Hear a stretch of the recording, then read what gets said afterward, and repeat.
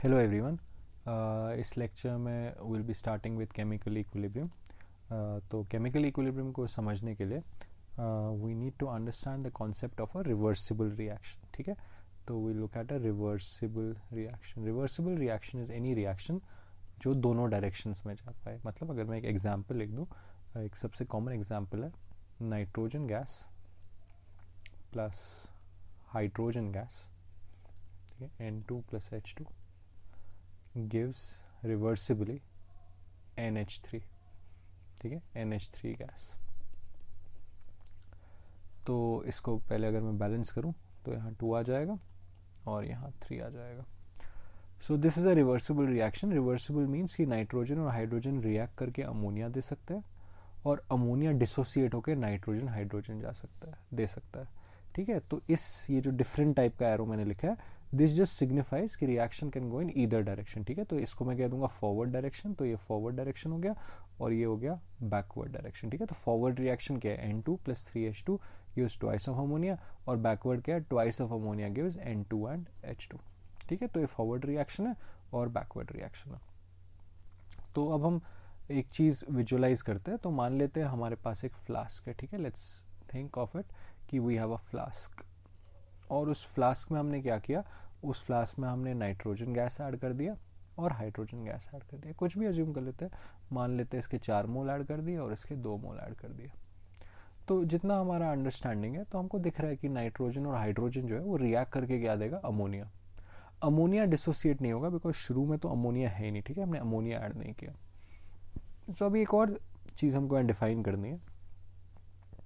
एक और कॉन्सेप्ट है, उसको कहते हैं लॉ ऑफ मास एक्शन।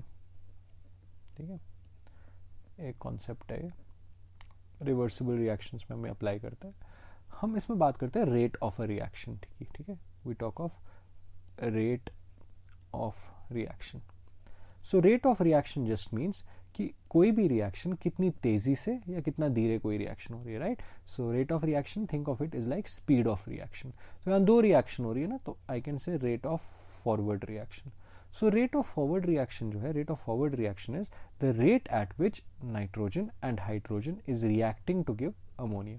ठीक है, so that is what rate of forward reaction means.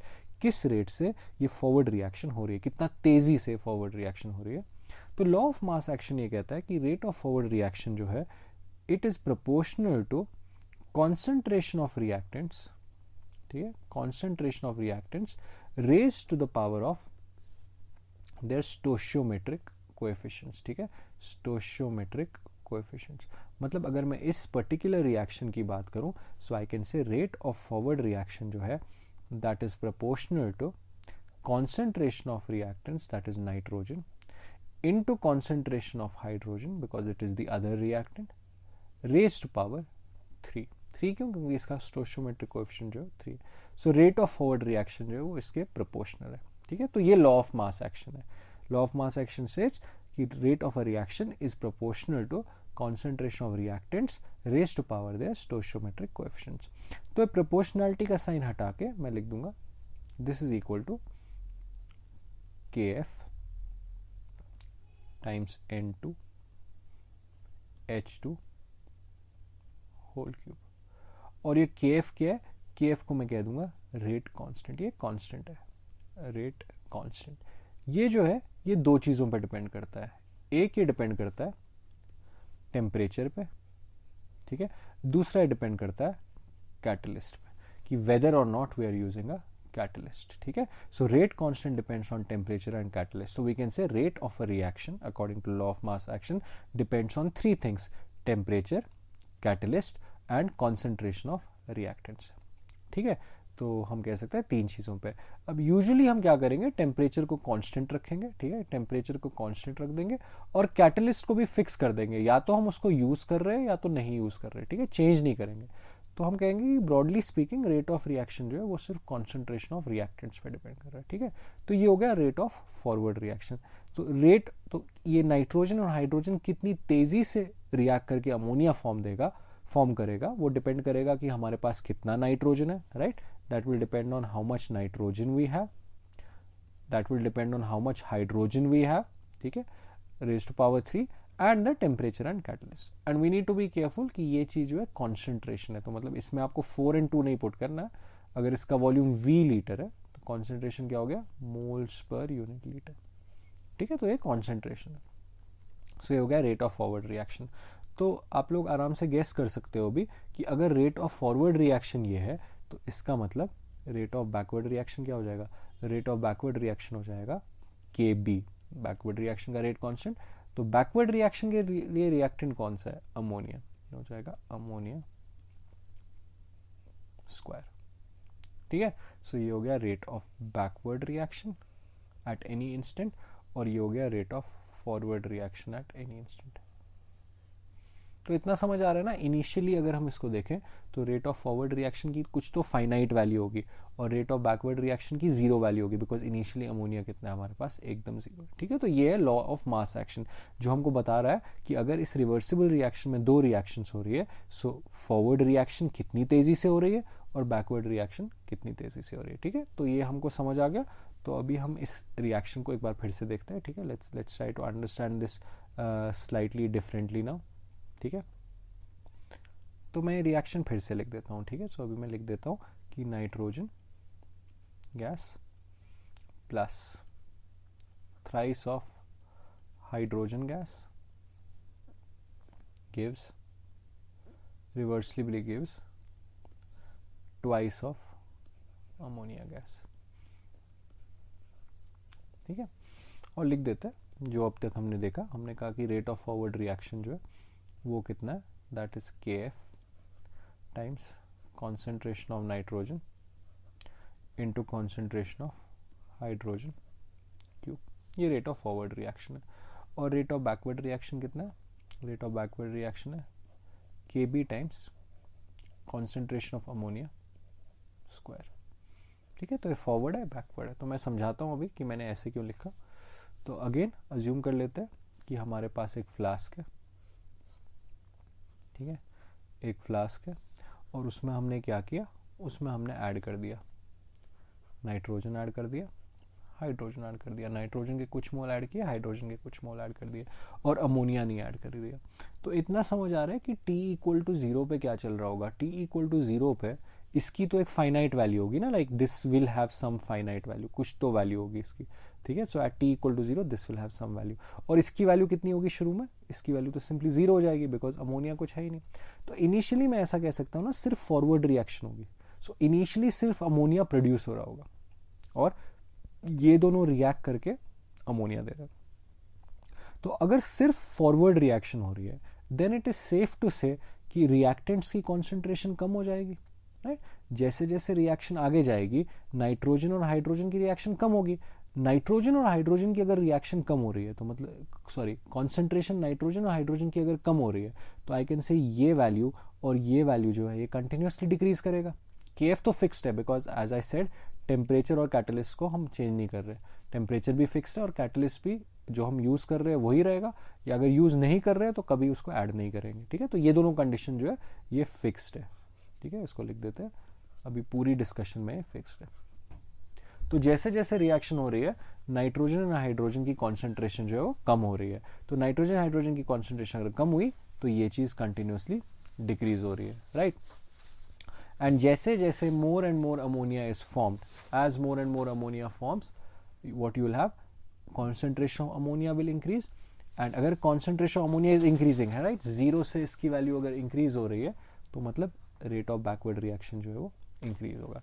तो ये प्रोसेस कंटिन्यूसली होगा. राइट, जब तक फॉरवर्ड रिएक्शन हो रही है तब तक नाइट्रोजन हाइड्रोजन कॉन्सेंट्रेशन डिक्रीज होगा, rate of forward reaction decrease होगा, एंड अमोनिया कॉन्सेंट्रेशन इंक्रीज होगा, rate of backward reaction increase होगा. That means obviously there will be a point, अगर ये दोनों प्रोसेस हो रहे हैं, when rate of forward reaction, ठीक है, when rate of forward reaction will become equal to rate of backward reaction. तो ये पॉइंट तो आएगा ही आएगा. ठीक है, तो अभी सवाल ये है कि इसके बाद क्या होगा, like what happens after the point when rate of forward reaction become equal to rate of backward reaction. अगर हम सिंपल देखें तो 3 ही पॉसिबिलिटी है. एक पॉसिबिलिटी है कि ये कंटिन्यूसली डिक्रीज हो और ये कंटिन्यूसली इंक्रीज हो.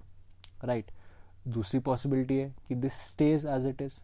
और तीसरी पॉसिबिलिटी है ये वापस डिक्रीज हो और ये वापस इंक्रीज हो, राइट। तीन ही सिंपल पॉसिबिलिटीज है। तो अभी हम देखते हैं इसका इम्प्लीकेशन क्या हुआ। फॉरवर्ड रिएक्शन को अगर मेरे को डिफाइन करना है ना, rate of forward reaction, I can say rate of forward reaction is simply the rate at which this reaction is happening. मतलब I can say the rate at which rate of formation of ammonia, ऐसे define कर सकते हैं ना rate of forward reaction को। और rate of backward reaction को कैसे डिफाइन कर सकते हैं, right. Rate of backward reaction को मैं डिफाइन कर सकता हूं rate of usage of ammonia. तो रेट ऑफ फॉरवर्ड रिएक्शन ये हो गया, रेट ऑफ बैकवर्ड रिएक्शन ये हो गया। मैं कह रहा हूं इस इंस्टेंट पे रेट ऑफ फॉरवर्ड और बैकवर्ड रिएक्शन सेम है। मतलब जिस रेट से अमोनिया अब फॉर्म हो रहा है उसी रेट से अमोनिया यूज भी हो रहा है। तो मतलब यही हो गया ना, अमोनिया की कॉन्सेंट्रेशन फिक्स होगी। जैसे अज्यूम कर लेते हैं अमोनिया की कॉन्सेंट्रेशन इस इंस्टेंट पे जो है वो 10 मोल पर लीटर है, और हम कह रहे हैं ammonia is being formed at the rate of 0.1 मोल पर litre second and it is being used up at the rate of 0.1 मोल पर लीटर सेकेंड। क्यों? क्योंकि रेट ऑफ फॉरवर्ड और बैकवर्ड जो है सेम है। तो मतलब इसकी कॉन्सेंट्रेशन तो फिक्स हो गई ना। मतलब अमोनिया की जो कॉन्सेंट्रेशन है वो चेंज नहीं हो रही, क्योंकि वो जिस रेट से फॉर्म हो रहा है उसी रेट से यूज भी हो रहा है। तो मतलब ये चीज तो फिक्स हो गई, ये तो ऑलरेडी कांस्टेंट है। तो मतलब रेट ऑफ बैकवर्ड रिएक्शन जो है वो तो लॉक हो गया, वो तो अब चेंज नहीं हो रहा। सिमिलरली फॉरवर्ड को भी देख सकते हो।